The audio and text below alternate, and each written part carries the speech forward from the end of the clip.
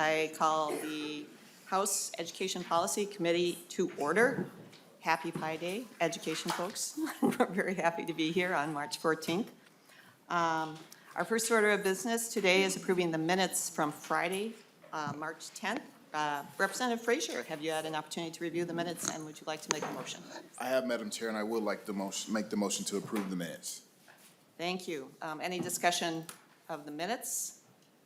Seeing none, all in favor, please say aye. Aye. Opposed? All right. There we go. We have the minutes. All right. And we will go back to Representative, the motion to the minutes, to approve the minutes for March 10th are approved. And we will now go back to Representative Frazier for our first bill, House File 2097.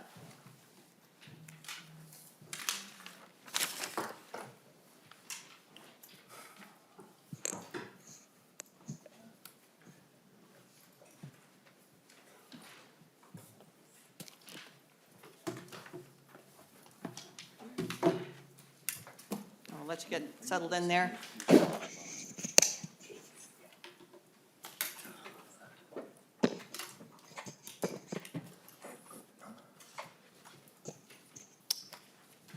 All right, members, it is our intent to refer this bill to the Education and Finance. And Representative Frazier, would you like to make the motion to bring House File 2097 before us to be re-referred to Education and Finance Committee? That is my motion, Madam Chair. Thank you. Thank you. All right, then Representative Frazier, please. Oh, and you do have an A1 amendment, I believe? I do, Madam Chair. All right, so we bring that before us then. Would you like to speak to the amendment, Representative Frazier? Madam Chair, this is mostly to get the bill in line with the Senate version of the companion version in the Senate. I think it's mostly technical changes that we made and also feedback we got from MDE to make sure that we were addressing any concerns that they had with the bill. Okay. Any discussion to the A1 amendment? All right, seeing no discussion, we will move the A1 amendment, the A1 author's amendment before us. All in favor, please say aye. Aye. Opposed? Wonderful. All right. Now, with the bill as amended, Representative Frazier, please introduce your bill. Thank you, Madam Chair. You know, many, if not all of us, have likely heard stories of active shooter drills in schools, maybe from our own children, as I know my youngest, who is 9 years old, I've picked her up on occasions, and she's described these drills to me, and they're sometimes they're quite shocking, because when I hear her begin to tell them, I get nervous, my heart rate elevates, and I get a little anxious hearing her talk about the experience of going through these drills. Or some of you may have heard it from other teachers or staff. I've also heard it from them as well, working in the area of education, and then also from my constituents asking if there are things we can do to maybe do it in a better way, do it in a way that's more thoughtful for our children that have to go through this experience. House File 2097 is a bill that puts parameters around active shooter drills in simulations conducted in our public schools. Now, while we may agree or disagree on the efficacy of active shooter drills, the fact remains that many, if not all, Minnesota's public schools conduct these drills throughout the year as part of the statutory requirement to run 5 lockdown drills per year. Active shooter drills have become commonplace and can be done in a variety of ways, from tabletop exercises to full-scale simulations that could even involve things like fake blood, pellet guns, and law enforcement sweeps. And I will say that I've talked to Representative Bakebird, and I know you do a little bit different, but I like the way you do it, and I know we'll get a chance to talk about that. We know these full-scale simulations or drills can be incredibly traumatizing, which is why this bill is crafted to set up culturally appropriate and evidence-based supports for students. The language you have before you today is a result of direct advocacy from students and their peers. Students want the opportunity to be involved and take charge of their own safety. They want their peers to be included and welcomed in this work. They want the opportunity to learn how to prevent violence by recognizing early warning signs and taking action. Now, this bill doesn't add drills or prescribe how each district needs to run their drills. The bill simply says, if you're going to run an active shooter drill, here's what needs to be considered or provided to support our students in their physical and mental well-being. From a high level, some of the main elements are, we provide a definition of active shooter drill versus active shooter simulation. We provide some parameters on when simulations can be provided. We're looking at off hours, times when the schools aren't totally full with students. We're gonna require parental notification required within 24 hours ahead of time.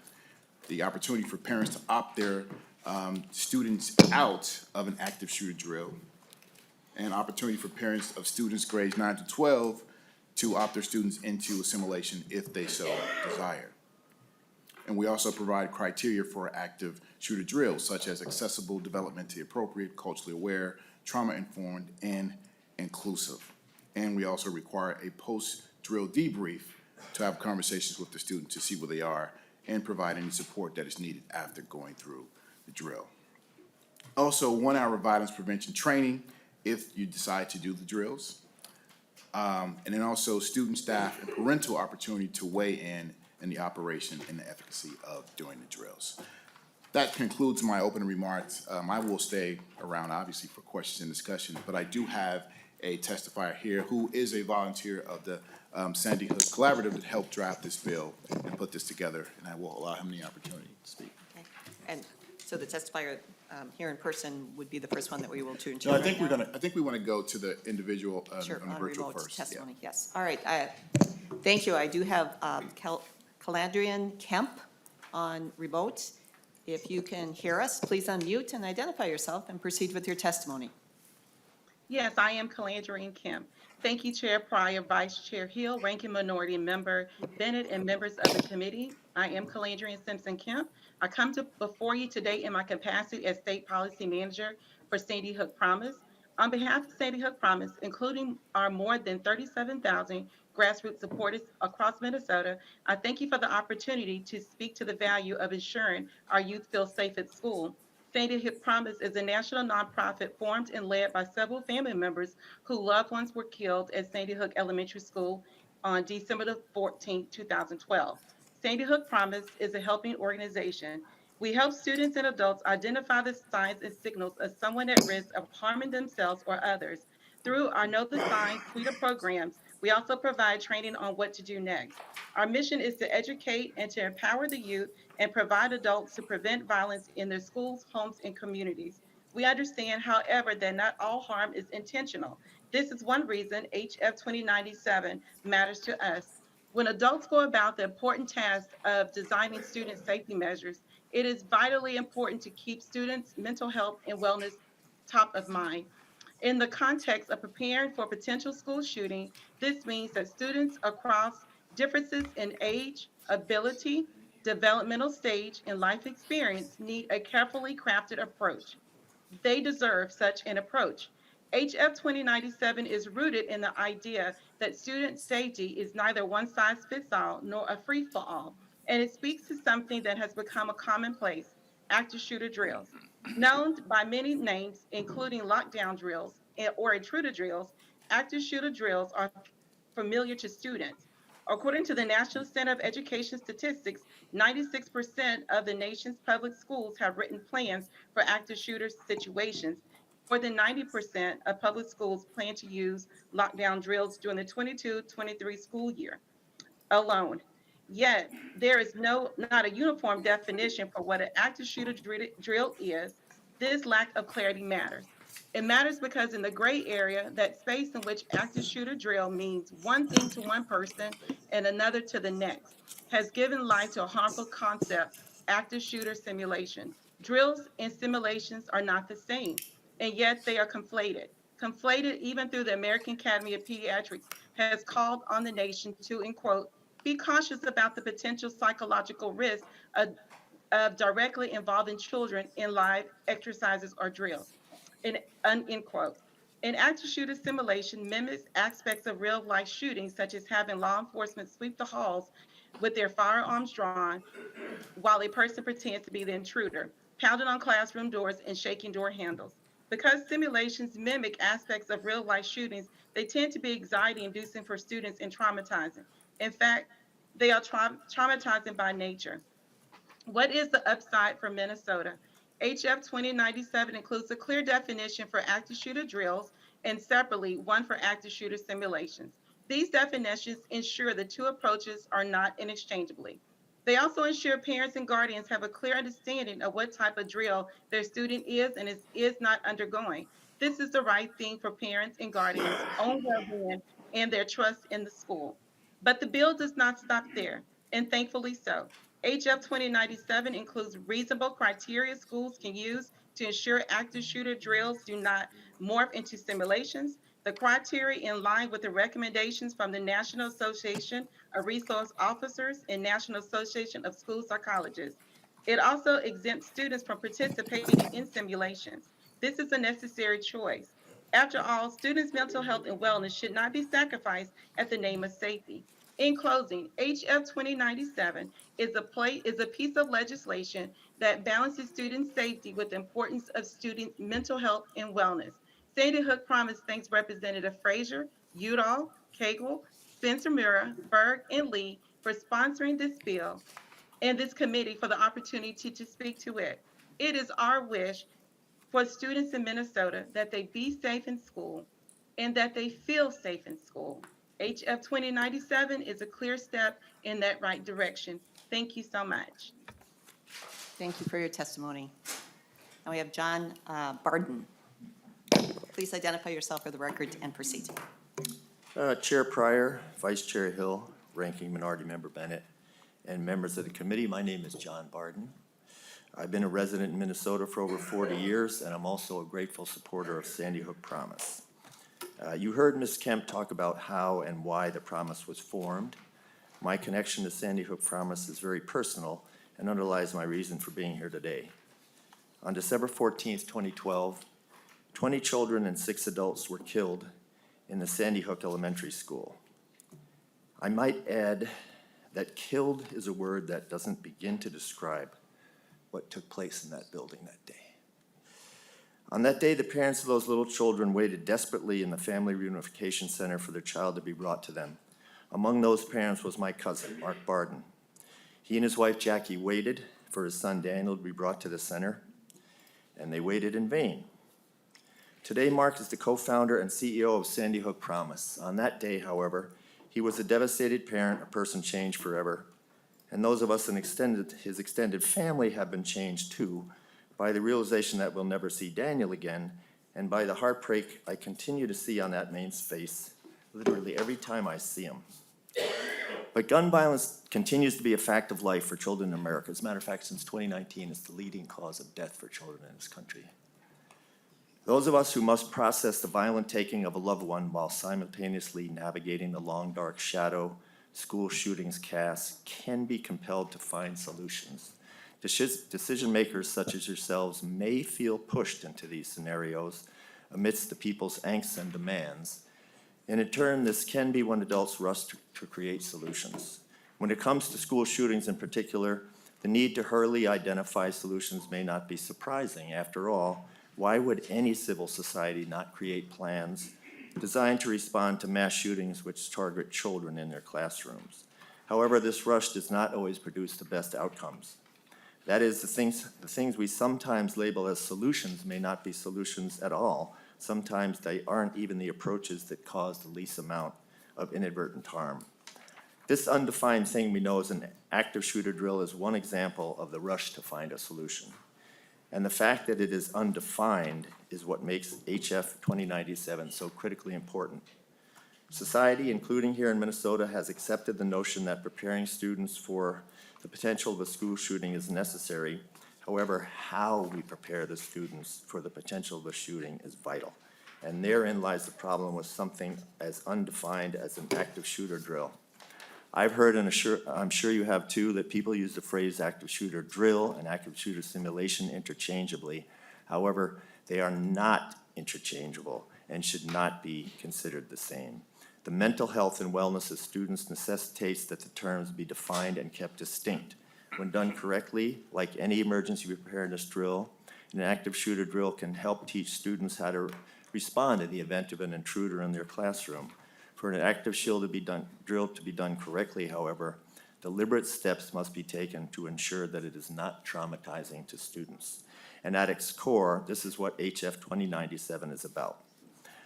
Let's be frank, an active shooter drill, even when done well, is rooted in the idea that students may suffer great harm and yes, even die in their school. This is one reason why drills should never be unannounced.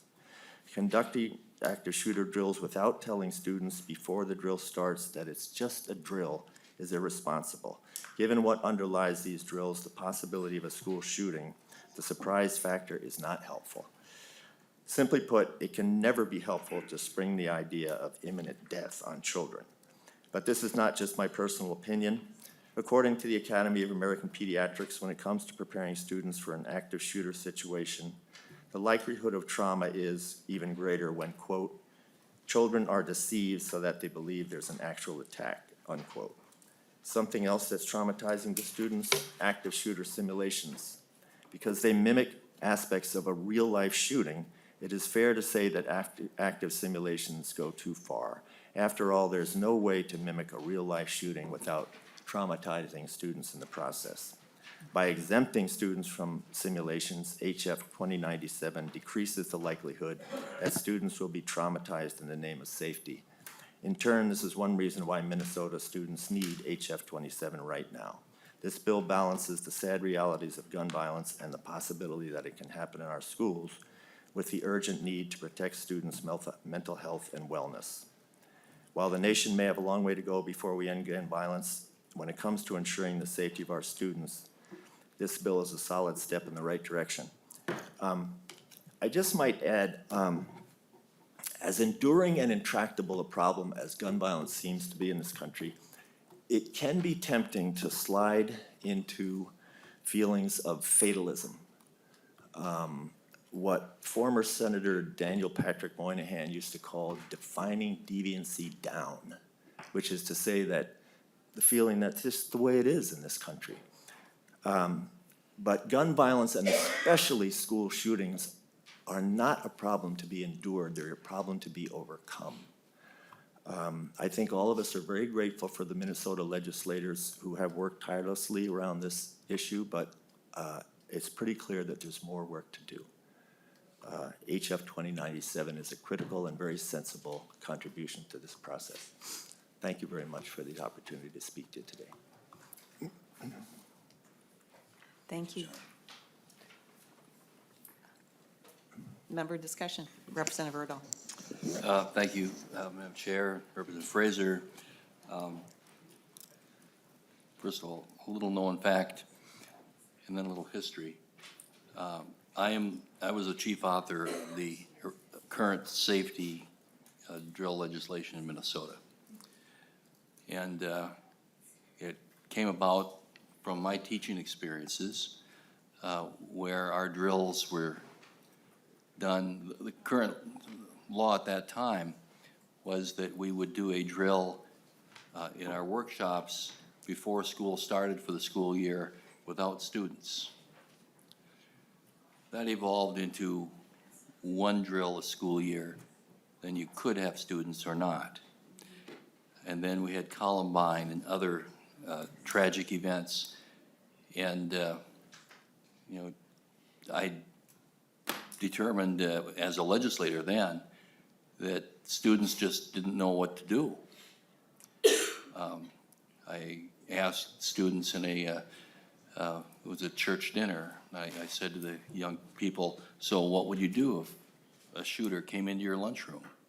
And they said, scream and dive under the tables, which is what happened at Columbine. And so we developed a legislation here that would provide for 5 drills a year with students. The intent being that that drill would be at various times of the day, of the school day, and in various sites in the school. If it's always the same time and the same place, students aren't learning how to react. And for those who said that they don't need this, again, without it, it's I felt a very dangerous situation where students simply wouldn't know what to do.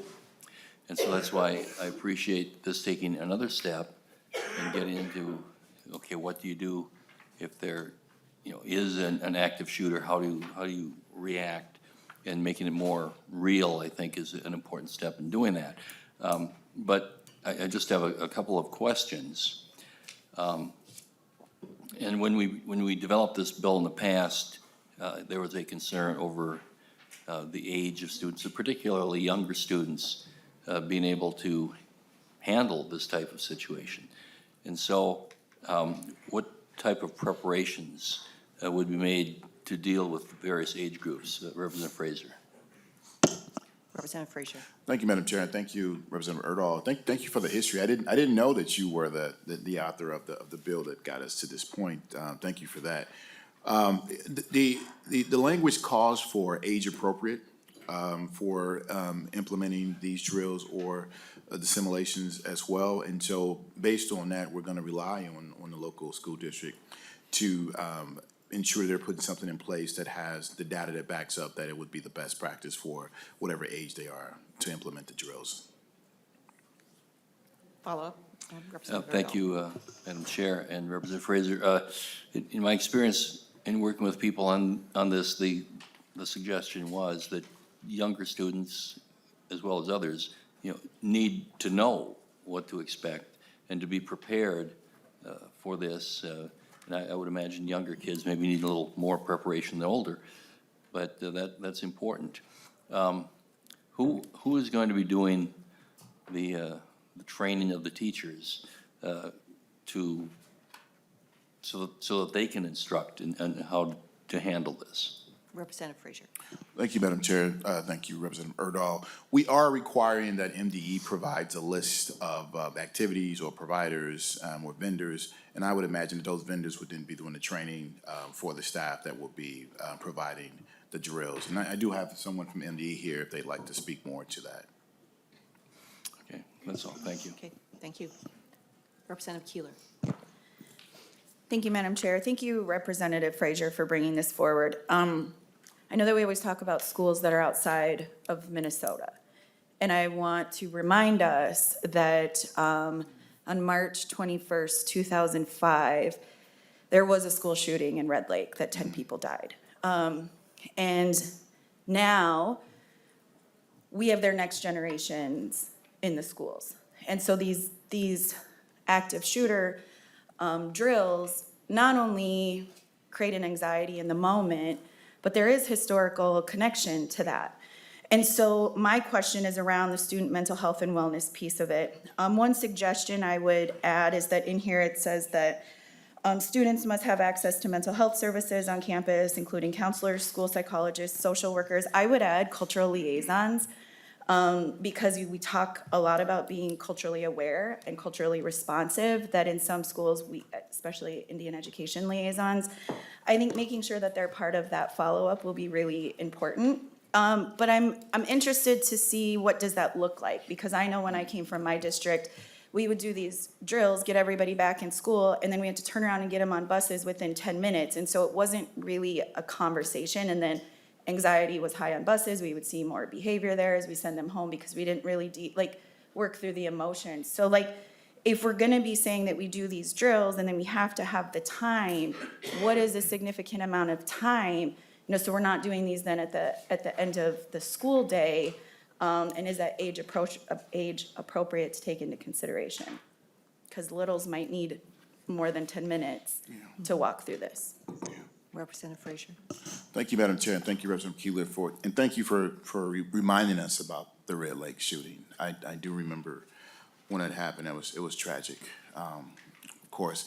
So those pieces, I mean, the bill does require that MDE provide some information for districts to pull from in order to use for the particular drills. And I think you're right, just as Representative Erdahl was right. For our young ones, it's going to take a little bit more.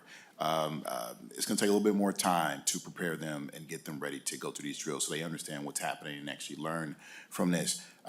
If my testifier wants to add anything, you can, or if MDE would like to come up, and also with the testifier that's online, if they'd like to share any more background on that, I would allow them to, but I think you're absolutely right.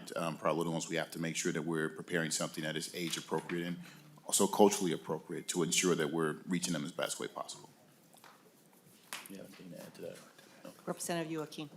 Oh, I'm sorry, do you? No. Do you think, okay, Representative Joaquin.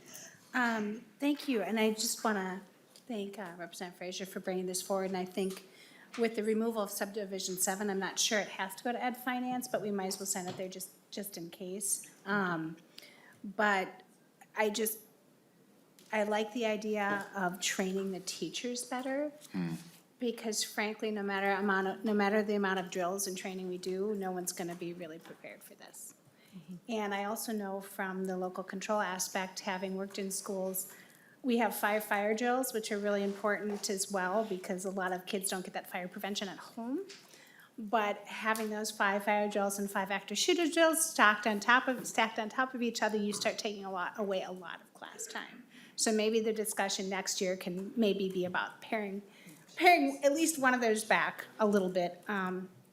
And I just want to also kind of echo the trauma piece of it. So I've only been working in schools for about 8 years now, but a variety of different levels. And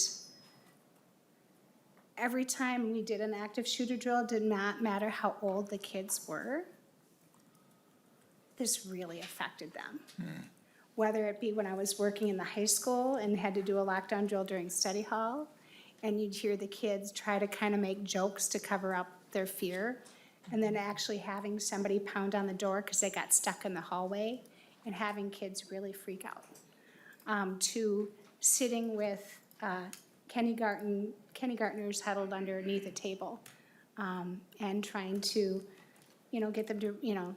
get them to stay calm and quiet and not make it a big deal, so it was more age appropriate. To also, later elementary age, being stuck in the back room of a library, because we had been in library time with one of the kiddos I was working with who, due to their special needs, could not stay quiet, and having all the students around them, anxiety go up, and having kids say, "Be quiet, the bad guy's gonna find us." So anything we can do to help these drills that I guess have become, I don't even wanna say it's a necessity, because I firmly believe it really is the adults that need to be trained on how to do those drills, and then we can briefly teach the kids, but 5 is just a little too much, I think, for any age. But the more training that we can do for the adults, and then the resources after. The one time I actually saw and they don't talk about shooters all the time. When we brief the kids or talk to the kids, it's just about if somebody gets into the school that's not supposed to be there. So that's part of the age appropriateness. But I was at a junior high or middle school, and a drill happened, and it was in a social studies class, and after the drill got done, the teacher just stopped teaching and just said, "Hey, we just had this drill. I want to check in and see, you guys have any questions? How are you feeling about it?" Which was a great way to kind of incorporate how they were feeling and their thoughts.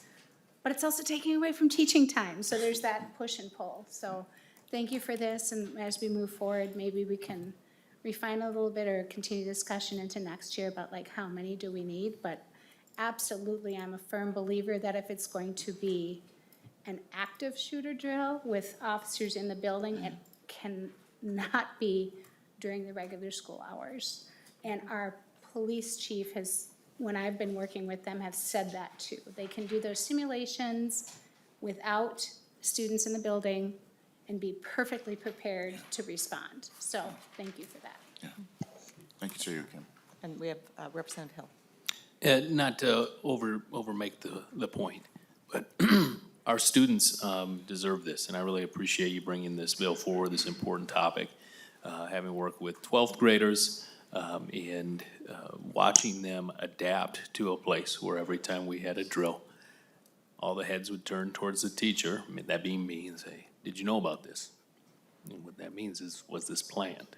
Okay. Having been in a kindergarten classroom and watching that hero, that master teacher, address this element in this experience with the kids, it became very clear to me that our students shouldn't be at the mercy of having an incredibly talented entity that happened to be with them at that moment. We need to provide training, we need to provide best practices, and make sure that everybody's up to speed so that our kids get what they need. So thank you for making this front and center today. Thank you.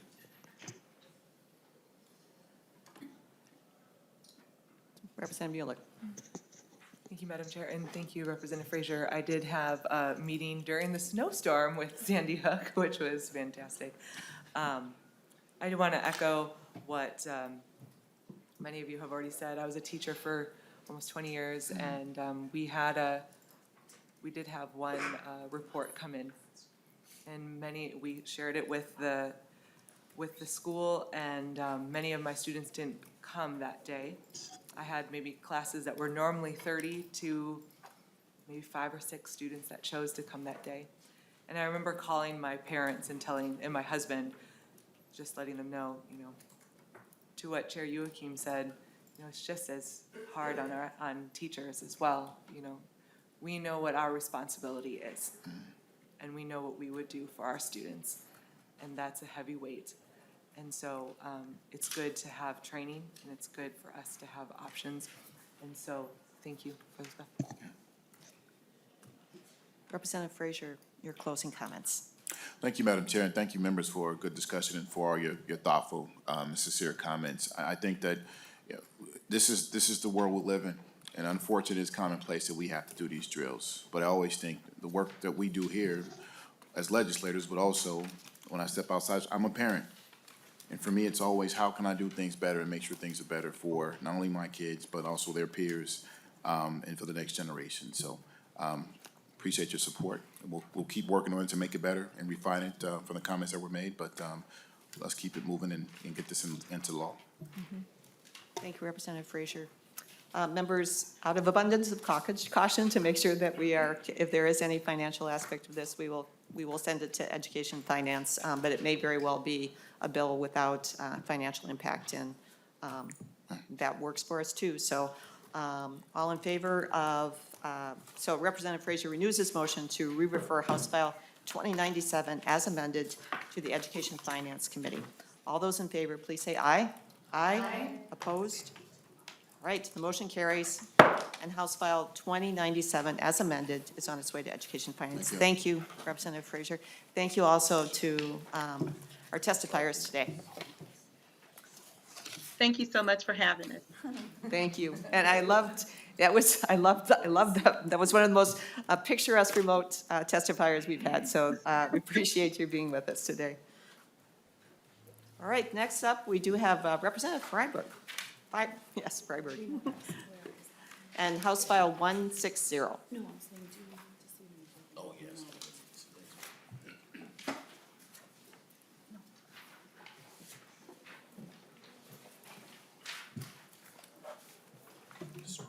Give me a second to get Yep. situated, I would appreciate it. We'll let you get set up, and I actually will call on Representative Freiberg. It's not a member of our committee, so Chair Joachim, would you move House File 160 before us to be referred to the Education Finance Committee? Yes, I'll move House File 160 to be re-referred to the Education Finance Committee. Thank you, Chair Joachim. And I don't see no amendments, right? Okay, all right. Well, Representative Freiberg, welcome to the committee. Please introduce yourself and introduce your bill. Thank you, it's great to be here. I'm State Representative Mike Freiberg. House File 160 is a bill which is designed to more fully integrate service learning into our education system. Passage of this bill will create greater opportunity and success for young people throughout Minnesota in their college, career, and community life. At the same time, it will lead to positive community contributions tied to academic standards and build the aspirations of children and youth. This bill emphasizes the role of young people as active learners and leaders. It encourages the building of relationships and social emotional skills. Our journey in the development of this bill began as early as 2013 when we met with various stakeholders. In 2014, meetings of education and community leaders, including students, were convened at the Capitol to discuss related topics and begin the process of moving forward. Early in the refinement of the service learning bill, Paula Bugan, who's here and will speak next, and I met with a group of local youth to learn their views about the bill. In addition, a previous Minnesota Youth Council heard and unanimously passed the service learning bill. Since that time, more feedback from a variety of stakeholders has been woven into the bill, and the result is the bill we are presenting today. According to the Minnesota Department of Education website, service learning is a form of experiential learning whereby students apply content, knowledge, critical thinking, and good judgment to address genuine community needs. Let's acknowledge and support the power and potential of our children and youth and provide them with opportunities they deserve and need in order to maximize their success. With me to present today are Paula Bugan from Reinvigorating the Conversation, who has years of experience in this field, and Sage Hartman, 11th grade, who will briefly share her perspective about the bill. Thank you, members. Thank you. Paula, I'm sorry, I just heard your name and Bugan. Bugan, great. Yes, if you can introduce yourself again, and Thank you. please proceed. Chair Pryor, committee members, my name is Paula Bugan. I am the founder of Reinvigorating the Conversation, a network of leaders working to advance volunteerism, service learning, and community engagement. Among other roles in the past, earlier part of my career, I served 3 terms on the Robbinsdale Area School Board. Thank you for the opportunity to testify on behalf of House File 160, Service Learning. House File 160 is our opportunity to create a brighter, more hopeful future together with Minnesota students. The bill emphasizes that children and youth learn so much about the world and what they need to know academically when they learn by doing and have a voice in how to go about it. With passage, it will demonstrate how valuable students are as contributors to their communities, and it will transform many lives. The partnerships that are a part of the bill will help students build relationships and social capital. Students getting ready for post-secondary education and/or employment are likely to have networks, role models, and recommendations to help them achieve their goals. Through passage of this bill, we will discover and advance and spread high-quality service learning aligned with Minnesota's world's best workforce goals, or the plan submitted and approved under the recent reauthorization of ESEA and local or state academic standards. Students will experience a sense of real-world accomplishment. We need to draw out and build upon the strengths and passions of all of our students and attract more students to stay engaged in school. Consider the following thoughts. I know firsthand that students share. With a sense of being astounded, quote, "The children I worked with looked up to me. No one has ever looked up to me before," unquote. New quote, new student. "I realize that other people's lives are even harder than my own. I can do something about that," quote. From a student facing immense challenges who reflected on an earlier lack of motivation to learn, quote, "I found out that I can make a difference, and it made me want to work harder in school," unquote. By a student who thinks school is boring, "I like service learning especially because it's hard for me to sit still in school, and I learn better by doing things," unquote. After surmounting life challenges and disengagement, another student, "I want to be a teacher." Or you can fill in the blank because students say different things. "I want to be a teacher now," unquote. These are only a few of the types of statements young people have shared with me when we have discussed their service learning experiences. Service learning is a journey to hope, opportunity, and academic achievement for many. Time and again, I encounter youth who have begun to discover their own human potential through service learning while better understanding the relevance of their studies and the importance of getting a quality education. Your support for House File 160 service learning will make a huge difference in the lives of many. Thank you very much. Thank you for your testimony. Next up, we have Sage Hartman. I'd like to thank the chair and committee members today for hearing House File 160. My name is Sage Hartman. I'm the Mental Health and Wellbeing and Congressional District 3 Chair for the Minnesota Youth Council. Learning in school has been something I've struggled with ever since I was little. Understanding concepts has always taken me longer. My learning style is hands-on learning. Unfortunately, in most of my classes, this hasn't been an option. That's why I'm urging you to pass this bill. Service learning allows students to learn in a hands-on way that not only helps their community, but helps students learn and grow. Students thrive when given access to materials that fit their learning style. This bill allows students to expand their knowledge in a way that makes school feel interactive, exciting, and meaningful. Service learning has changed my outlook and perspective in a positive way. Ever since I was young, I've cared about my community. Service learning allowed me to get involved and help expand my knowledge while helping others. Unfortunately, most of the service learning-based activities I've experienced in have been after school, therefore creating a gap in access. Some students don't have transportation or time to participate after school. emphasizing why service learning taking place during the school day is so crucial. Overall, this bill would help students stay engaged in the curriculum and their community. This bill can provide hope for students and classmates like me, for people who are seeking an interactive and personable way of learning. All in all, I'm urging you to pass and support this bill for the future of students in Minnesota. Thank you for your time. Thank you. We have no more testifiers, so we're open for member questions and discussions.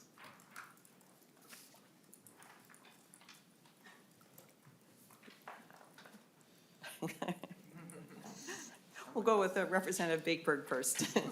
This is because this is the first we've heard of you from this committee, so, and for this particular meeting, I'm sorry. Thank you, Representative Madam Chair. Bakeberg. I feel like that was kind of a shot that I'm normally not quiet on. I'm just joking. So Representative Freiberg, I just want to thank you for the bill. I think any type of opportunities where we are changing some of the mindset and kind of that sit and get factory model to, you know, as Ms. Hartman talked about, you did a fantastic job in your testimony, but just how we're meeting the needs of kids and their different learning styles is fantastic. And I think we should continue to blow the doors open on that. You know, just to be very, very transparent, I think we have opportunities within statute already to do this. And I would prefer that we not add more, because like I testified earlier, I didn't even know about some of the statutes, and I've been a principal for years. So I think refining the things that we currently have versus adding more. And as I previously talked about, you know, the only concern I really have with this bill is adding another position to MDE. And potentially another person to say no to schools when they try to do innovative programs. So I love the concept, fantastic concept. I think we can do a lot of it within statute already, and if we can't, let's identify that and let's open it up so our schools can innovate. Thank you. Representative Freiberg, do you have a comment or response? Yeah, thank you for those comments, Representative Bakeberg. Really appreciate knowing of your support for this style of learning. I do think, you know, greater investment in it will pay dividends to us in terms of just preparing our students, like Ms. Hartman, for the future. And in terms of adding a position, I know maybe Paula Bugan can talk about this too, but I do know that this isn't a new concept. There was a position for a number of years at the Department of Education looking at this, and I believe some federal funding was lost, and then and that position was eliminated. So this would bring that back and kind of reinvigorate the attention focused on service learning. Further comments? Chair Yes. Pryor, members of the committee. I'm just thinking for 1 second. This is a very important position. A lot of teachers are not familiar with the body of knowledge about service learning. So this money that goes to the Department of Ed is not only for the position, but it's also for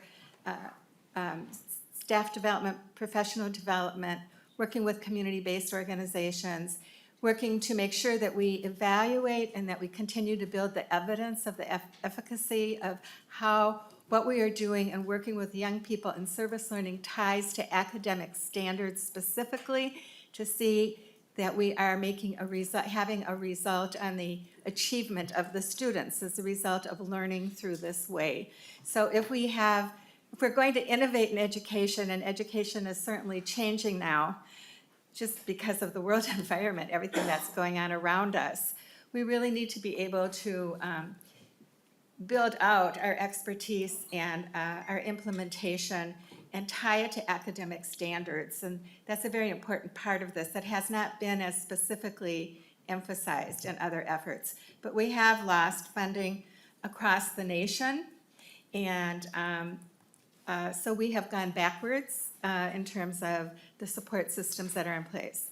So there's the money for the position that's grant administration, but there is also money for some of these other things that either can be done by the department or contracted out, and that will help us build our expertise. We need to do this. Thank you so much. Thank you.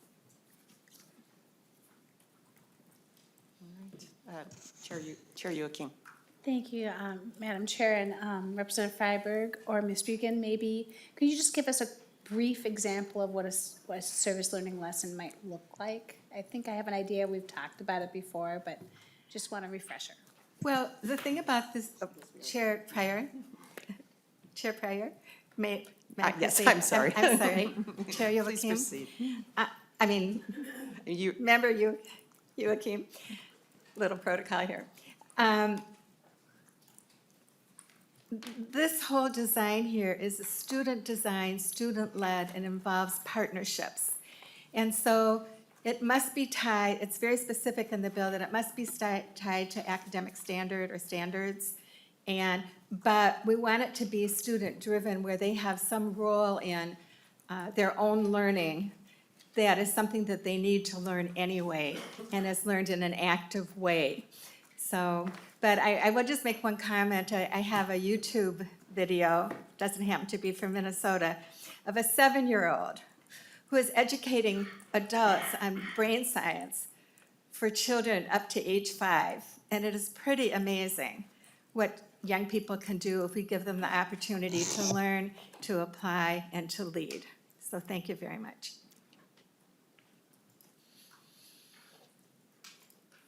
Representative Mueller, any closing comments? Thank you, Chair Pryor and Representative Freiberg. I do actually have a question. So, as I've said before, been a teacher for a long time, done lots of active service learning as well. One of my favorite activities is as we were teaching about how to do paragraphs of, problem solution and cause and effect, and how to do citations and all those things. My students created a 5-minute documentary that would bring awareness to an issue. So I'm very versed in that, very versed in Gardner's differentiation and all of those different ways of teaching. And so I guess my question, Representative Freiberg, is what in statute prevents our teachers from doing this already? Representative Freiberg. Thank you, Madam Chair. Thank you, Representative Mueller. I haven't reviewed all of the statutes. I think it's probably a resource question, and, I think as legislators, we, do have the ability to provide some guidance and develop new programs. I think the evidence in terms of the value of service learning is very clear, and I think, saying specifically that this is what we'd like schools and students to have the opportunity to do, and providing some resources to do it is a good thing and a good use of legislation. And follow-up, Representative Mueller. Thank you, Chair Pryor, and thank you. As a matter of fact, as I was looking at it, we already have almost all of these things in statute. All of these things that you're talking about, we already can do in statute. It's a matter of making sure that we have our, as we talked about from Representative Bakeberg, these type of options are already listed in statutes. Project-based learning, accelerated learning, CTE, Montessori schools, work-based schools, place-based learning, all of this is already in statute. The whole thing is already there. And so what I'm concerned with is not the money that we're giving to our schools. That's fantastic. I think that's great that we can give them straight to our local schools to be able to implement some of these things that are already in statute. Don't find a need to create more statute that's already there. My question is, how come we need $300,000 for a person for MDE? And I think at this point, we'll give Representative Freiberg his response, and then we'll go to Representative Freiberg's closing comments. Thank you. I do think, as I mentioned before, there used to be a position at MTE to provide technical assistance, and I do think it's really important. It's great to hear that there are teachers here who have experience in this area. Not every teacher has worked on a service learning project, so having staff with this expertise, like we had in the past, who can provide guidance on how service learning projects can operate, I think will be extremely beneficial. Paula Bugan looked like she might have had some additional comments too. If that's- To responding to Yes. Representative Mueller's question. And yes, Yes. Ms. Bergen. Briefly, You thank you, Chair Pryor.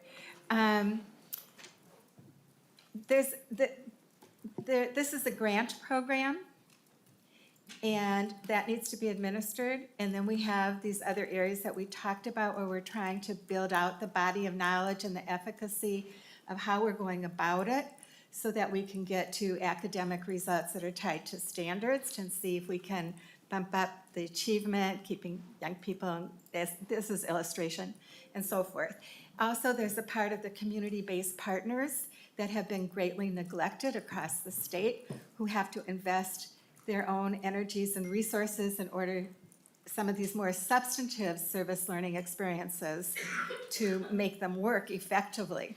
And so it's much broader than I think what we're generally seeing implemented. Service learning specialists across the country have also fell down when that federal money went away. And so we have lost a lot of the infrastructure that has been in place. I think we still have one more bill today, and so closing comments, Representative Freiberg. Thank you, Chair Pryor and members of the committee for the good discussion. You know, I think the benefit to students is clear, and, you know, we've, as Ms. Bugan said, we've gone backwards the last few years in terms of service learning and our capacity to provide it, so this bill constitutes a reinvestment in that area, and I think it's a really important one, and hope members will look favorably on it. So thank you for your time. All right, and as we said before, this is moving into education finance, where we can discuss more of those education aspects of this particular bill. But we appreciate our testifiers today, and perhaps we'll see you again. Thank you. All right, and with that, Representative Joachim renews her motion to re-refer House File 160 to the Education Finance Committee. Those in favor, please say aye. Aye. Opposed? No? Motion carries, and House File 160 is heading to Education Finance. Thank you. All right, next up, we have Representative Kraft visiting our committee for the first time with House File 2297.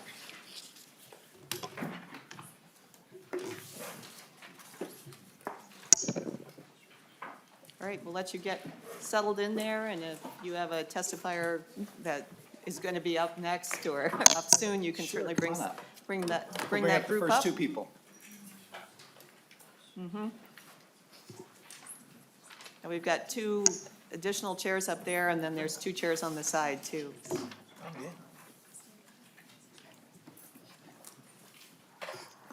Well, welcome Representative Madam Chair. Kraft. Representative Keeler, would you like to move motion House File 2297 before the committee? And we know that this is a pretty substantial bill, and with many, many policy implications that we're not sure that we could get to. So our motion is going to be lay it over in the Education Policy Committee for this time. That was a discussion that we had this morning. So, sorry. I know there are financial aspects to this, and as for the bill to go forward, it would also go to Education Finance, but for this meeting, we're going to be laying it over. So thank you. All right, so Representative Keeler, would you please motion House File 2297 before the committee to be laid over for further consideration? Yes, Madam Chair, I move that House File 2297 be moved before us. All right, thank you, Representative Keeler. All right, Representative Kraft, we are looking forward to your presentation. Please introduce yourself and introduce your bill. Thank you, Madam Chair. Representative Larry Kraft, I'm so excited to be presenting House File 2297 to you all today because this bill came from young people. And especially when it comes to climate change, it is young people's future we're talking about. Their voices need to be heard and should carry a lot of weight. What this bill does is pretty simple, directs the Department of Education to create a model program around climate justice, and then requires districts to incorporate that model program. It directs that the program be factually based in that it must be scientifically accurate and needs to incorporate that climate change impacts have fallen and will continue to fall disproportionately on the more disadvantaged among us. It's important to point out that with this bill, districts have complete flexibility in determining in which grade or grades it works best for them to include the program, and even how long the program is. So with that, I want to turn it over to my testifiers and have them tell the story. I think they'll do it far more effectively than I can. Thank you. First on my list is Amal Mohammed. Good afternoon, Chair Pryor and members of the Education Policy Committee. My name is Emma Mohammed, and I'm a senior as well as president of Earth Club at Jefferson High School in Bloomington, Minnesota. 2 weeks ago, I organized a climate cafe chat at my school where I asked over 150 students what they wanted to see environmentally change at Jefferson High School. The first most common answer was actually learning about climate change in our educational curriculum. Education is power, but the first time I learned about climate change wasn't in school. The first time I learned about it was the first time I experienced it. And after experiencing climate change and therefore learning about it, I realized educating others about climate change needed to happen now more than ever. Learning about climate change changed my life, and I know it has the power to change others too. So in 2021, I presented to the staff of my school why climate change deserves to be a part of our curriculum, along with a comprehensive guide with over 60 resources on how they can integrate it into their corresponding classes. I was applauded by the staff for my presentation, but it's now been 2 years later, and still no changes have been made. Changes must be made because students want to learn about climate change. The ED Week Research Center surveyed a nationally representative sample of 1,055 teenagers in October 2022. 65% of the students responding said they want to learn more about how climate change will affect the future of Earth and society. When we educate the student population about climate change, it empowers them to develop a strong personal connection to finding climate solutions. We must not pass on the opportunity to educate students to prioritize the current climate crisis. So even if you don't believe in climate change, please believe in your students' voices and pass House File 2297. Thank you. Next up, Tom Lloyd. Good afternoon, everyone. My name is Tom Lloyd. I am a senior at Jefferson High School in Bloomington and a youth organizer at Climate Generation. I am testifying today because I'm excited to support the climate justice education bill you are all working on. I grew up hearing of my grandmother's conquests, how she would run around her city in order to save her house from floods, her knack of MacGyvering fans to full speed to beat back heat waves, and her secret herbal remedies to cure coughs caused by air pollution. Her stories taught me to never underestimate the powers of nature. But sitting in my 7th grade biology class as my teacher talked about the ozone layer and the endangered polar bears, I got something my grandmother never got. I learned about climate change for the first time. I realized that it was us that had made nature this way. We had made the oceans rise and the sun become violent. But what hit me the most was we could also change it. For people like me whose parents and grandparents haven't had the ability to learn about climate change, it can be life-changing. My climate education gave me the knowledge I needed to start addressing the issues I was seeing firsthand in the world. It allowed me to contextualize the polar vortexes and prolonged heat waves I was experiencing. It empowered me to join Climate Generation and start advocating for those most affected by climate change. People like my grandmother, who now talks about climate change, and not in the future tense, but in the present tense. This bill will focus on empowering the next generation to take action. Centering climate justice education, stories like my grandmother's will allow future Minnesotans to understand the disproportionate effects of climate change. It will equip them with the tools to reflect upon the practices that led us this way, galvanizing them to create the equitable and sustainable society they deserve. I know the impact climate justice education can have because I lived it. It's a reason why I'm here today advocating for climate justice. Empower the next generation of Minnesotans to do the same. Please pass this bill. Thank you. Next up, I have Libby Kramer, and then Rakia Sheikh-Hosman would be after that. Please introduce yourself and proceed. Hello, I'm Libby Kramer. I'm a senior at Southwest High School in Minneapolis, and I use she, her pronouns. I'm a member of YA Network, and I've been working with this organization for 3 years now.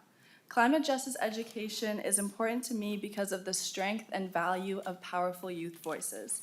I have worked on the climate justice education bill since its first introduction, and I have seen how climate education has empowered youth and supported them in using their voices.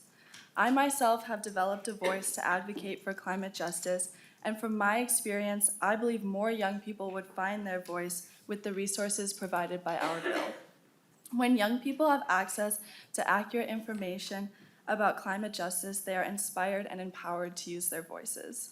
Youth are so important in the solution to climate change. We are the future of our society and the people who will live with the consequences. So it is crucial that we have access to accurate information on the issue. I believe young people are the future and deserve climate education. Schools should prepare young people for the rest of their lives, but it isn't doing that without comprehensive climate justice curriculum. Thank you. Thank you. Rakia Sheik-Hostman, please. She is running a little late, Oh, so. okay. And Actually, here we are. Oh, perfect timing. You joined right? Perfect time. All right. Get settled in. And then when you're ready and feel comfortable, please introduce yourself and proceed. And catch your breath, because it's, and it is amazing. Or do you want to change orders, or? No, I'm okay. You're good? Okay. Good afternoon. My name is Rakia Sheik-Osman. I live in Brooklyn Park, and I'm a youth environmental activist at Climate Generation. For the past couple of years in Edina High School, I've been excited to take one of the most popular classes at my school, AP Environmental Science. However, after I asked my friends who was already taking the class about it, she had said that she had found it to be stressful. Now that was no surprise. Most of the student body is stressed because of school, but what I couldn't understand was that she said it was not the homework that had pushed her out of the class, but the content. According to Harvard Health, 2/3 of Americans experience climate anxiety. Often what pushes people away from environmental understanding is the emotional distress that causes those learning about it. Most media tells us about how many years we have left to change things and how we are ruining the lives of animals and the environment and how we are basically doomed. However, this portrayal is exceptionally harmful, and rather than motivating, it leaves people distraught and hopeless about climate change. The difference between this bill and how climate change is normally taught in schools is that this program would be geared towards climate justice, on solutions to climate change.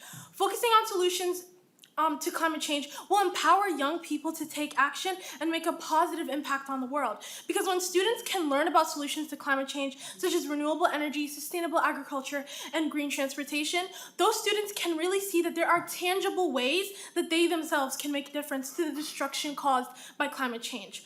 By giving teachers the chance to shed a new perspective on climate change, one that gives people confidence and for the growing populace, you will be igniting a flame of creativity and ingenuity that can save our planet and our future.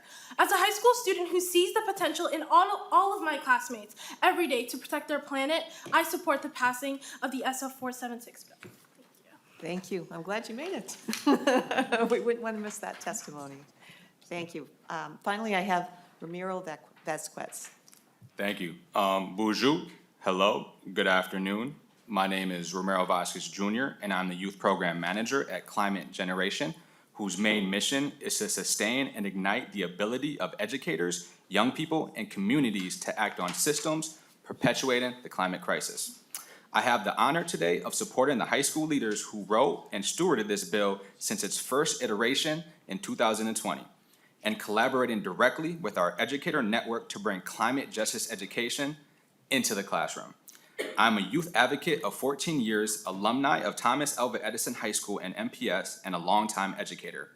This generation will feel the direct effects of climate change more than any other. So it is critical they have opportunities to study and understand the crisis. We, the adults in positions of power and decision-making, bear the responsibility of making those opportunities accessible for our children.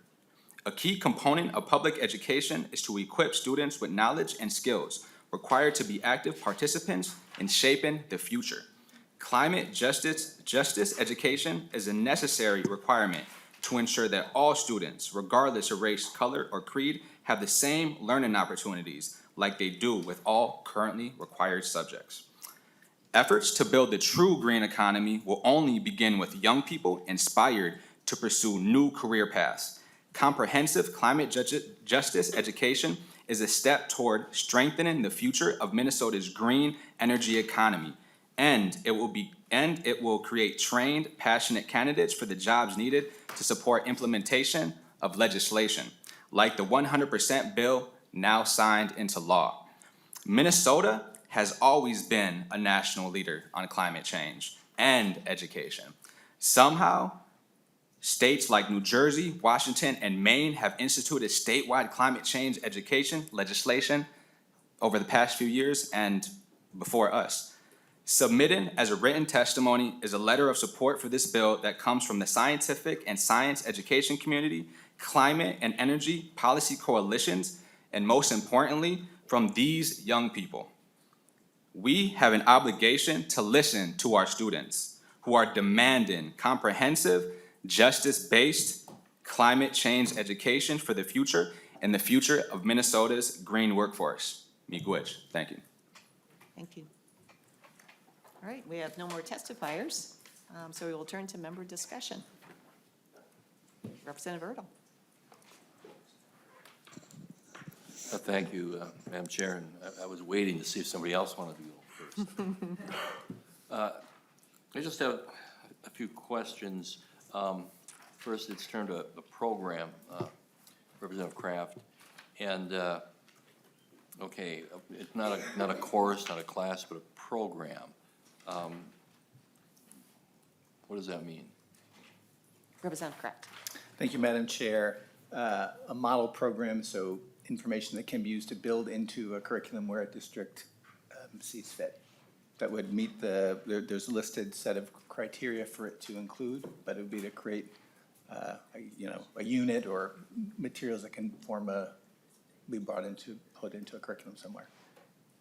Representative Erdl. Okay, how would this be administered? I mean, is it a weekly, quarterly, yearly, daily? What do you envision?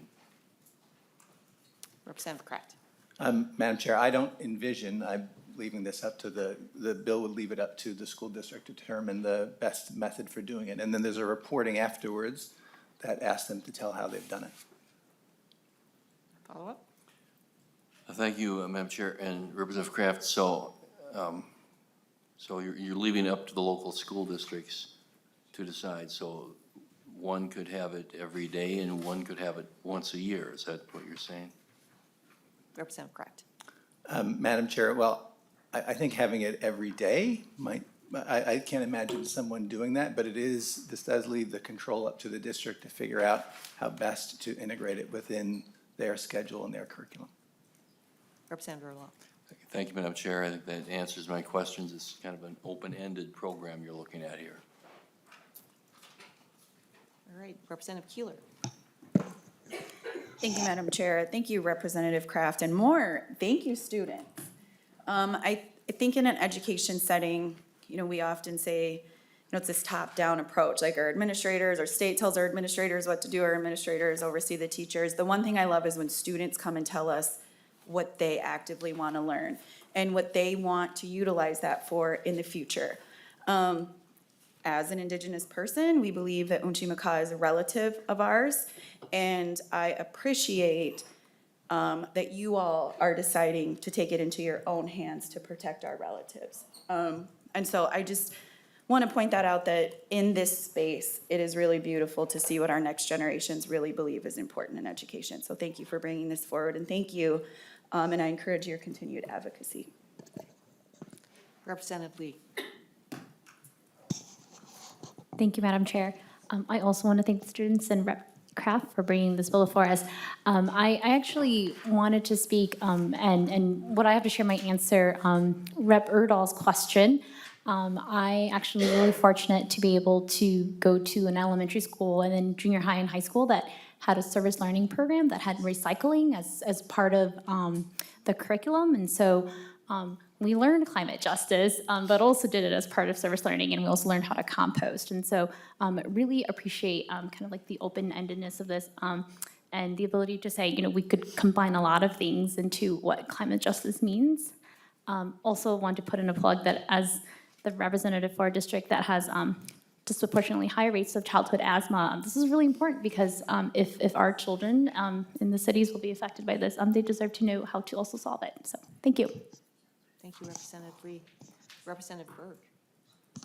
Oh, thank you, Madam Chair, and thank you, Representative Kraft, for bringing this bill, and thank you, students, for having the courage to come here and talk about this to a room full of adults you don't know, and for the courage to prioritize this unapologetically to all of us.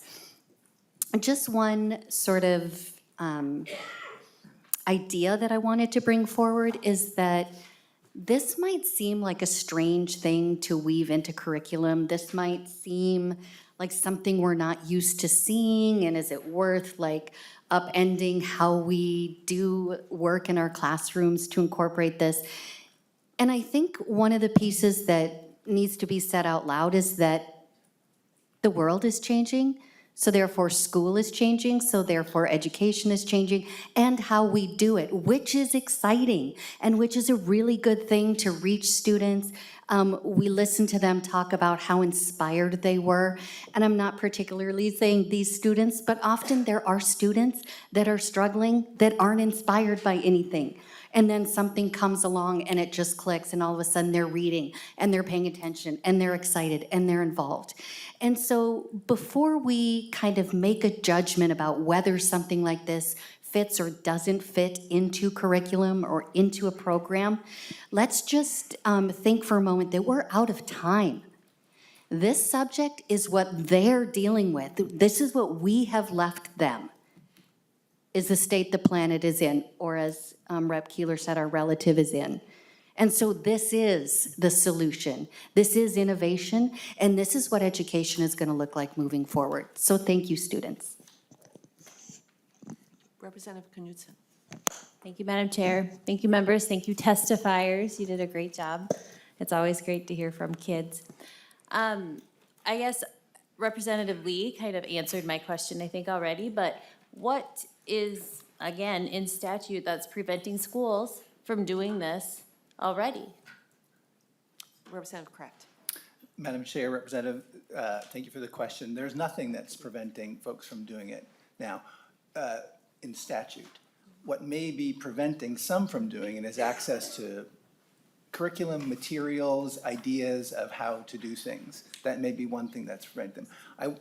So nothing preventing them, but this certainly would enable it to happen much more broadly with tools that are very usable for districts. And I believe Representative Lee, did you want to put that in context, what your comment was? Sure. Oh, happy to answer, and I thought it might be helpful. So in our school district, we had a really good service learning program, actually, but because funding was cut, the coordinator for the school district lost her job, and we didn't continue the program. And then, I mean, I'd say also, it's a resource question, right? She had a wealth of institutional knowledge that just wasn't continued. So I mean, this is why, this is where we as legislators, right, can put our money where our mouth is and make value-based judgments here that we do want to support climate change education or service learning programs. So. Thank you, Representative Lee, for that clarification of what was happening in your school, but that came up. And did you have follow-up, Representative Knudsen? You're good? Representative Bakeberg. Thank you, Madam Chair. Students, fantastic job to come before a group of adults and present something that you're passionate about. You guys did a fantastic job. You've obviously well-researched it. You're all very articulate. And for you running up those stairs to be able to get yourself to present, great job. Representative Kraft, I want to have just a clarifying question. So, is a district, so you had said earlier that a district would determine, how they would do this. If this would pass, does the district say, could a local school board say, nope, we're gonna stick with the standards that are already established in both 8th and 9th grade? We're gonna teach you the standards. We're not going to take it further and reference what's in here. Does the district have that option? Representative Kraft. Madam Chair, Representative Bakeberg, so the bill language requires that districts implement the model program somewhere in elementary, secondary education. So it doesn't require that it's implemented, in my read, in 8th or 9th grade. Representative Bakeberg, follow-up. Thank you, Madam Chair. I think that's the concern that I have is we're already addressing this topic in both 8th and 9th grade in the current science standards that were recently adopted. And I'm just gonna name what maybe is some are thinking. I'm gonna name what administrators have reached out to me and teachers have reached out. Some of the language in this bill, climate justice, is going to frustrate different members of different communities. What was said to me is, why are we pushing a political perspective, a political agenda? And I don't want to get into a debate about things, but that's a reality. And when we legislate things and we mandate schools that they have to adopt a program, we are putting school districts, we are putting teachers in a position where they are going to have difficult conversations. So we already have things in standards, we already have this in our 8th grade standards, in our 9th grade standards. Local districts have the ability to go further if they choose, if they have a group of students who come and present to a school board. That's fantastic. We want to empower our kids, but to mandate something is just not something that I can support. And these types of mandates, and then the results of people having to defend our decisions at the local level, that's one of the reasons we have a workforce issue in education. That's one of the reasons people are leaving. I had a principal tell me yesterday, when I was talking to him about this and other things, Ben, I'm just done. I'm done. I don't want to be the political pawn in all of these things. So with that, great job to the kids, to the students. You guys have a bright future, but I can't support this type of a mandate. Representative Joaquin. Thank you, Madam Chair, and thank you, Representative Kraft, for bringing forward this discussion. I think it's important, and I resonated with some of the students that said they didn't learn this until they took AP Environmental Science. As a parent, that is when I learned my most, was when my students, my kids, took AP Environmental Science, and it really hit home because they became so passionate about it. Unfortunately, that wasn't until 11th grade. I had learned in ECFE classes, we had one parent that was very actively engaged in,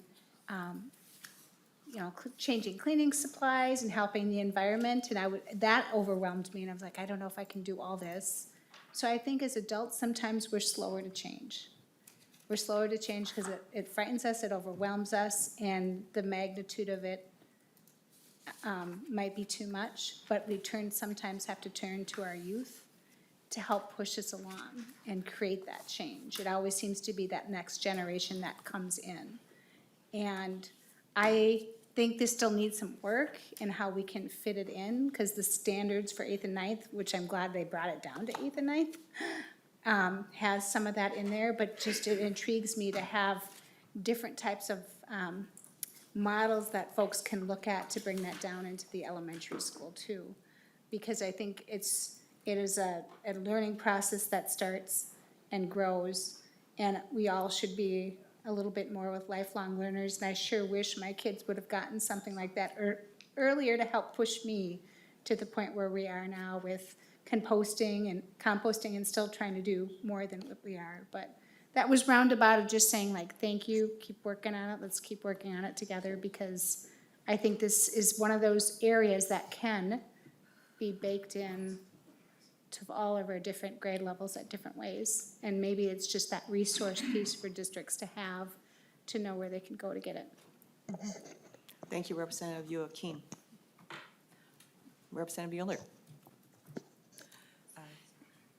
Thank you, Madam Chair, and Representative Kraft for bringing the bill forward. And students, I was a teacher for a long time and was always proud of my kiddos when they went and did something out of their comfort zone and something authentic like this. So good job and thank you for that.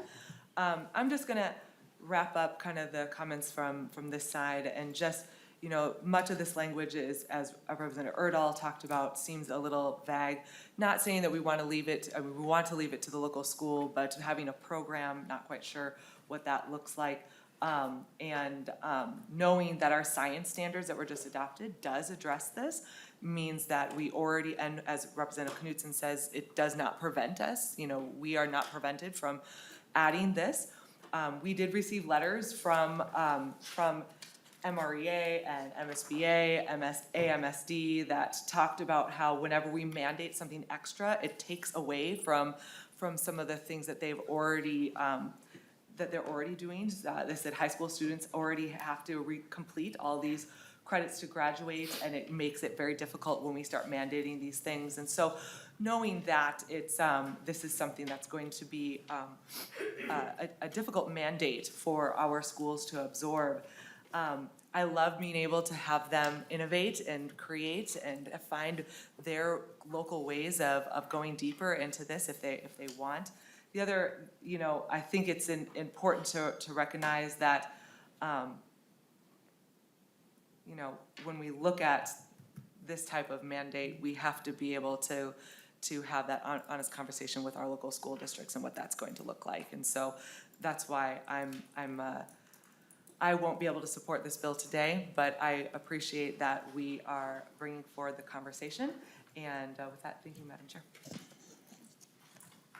All right, closing comments, Representative Kraft. Thank you, Madam Chair, members of the committee, for your thoughtful comments and discussion. I would say a few things. One is, I do find it, I recognize it, but I find it unfortunate that this bill language is construed with a political agenda. Climate change is happening. It falls disproportionately on those least advantaged among us. If we need to use a different word besides justice so that it's not political, fine, but that's just unfortunate. Those are two truisms, and we should be able to deal with that. I do really appreciate the constructive comments, and I also want to celebrate the work the students did. But the way we celebrate that is not just to tell them, good job, and pat them on the back. The way we celebrate it is for each one of us in here to work with me and with them to correct the things that we want and come with something that can become law. So I ask for all of your support on behalf of the students for that. Thank you, Representative Kraft, for your closing comments and putting it back on us to think what we can do to make this move forward in a way that's powerful and respects what we've heard today and what we know to be the truth. So thank you. Thank you, students, for testifying. Thank you, Representative Kraft, for bringing this bill over. And with that, Representative Keeler renews her motion to lay over House File 2297 for further consideration. All right, thank you. And we're going to be able to get to our caucuses on time today. And with that, the meeting is adjourned.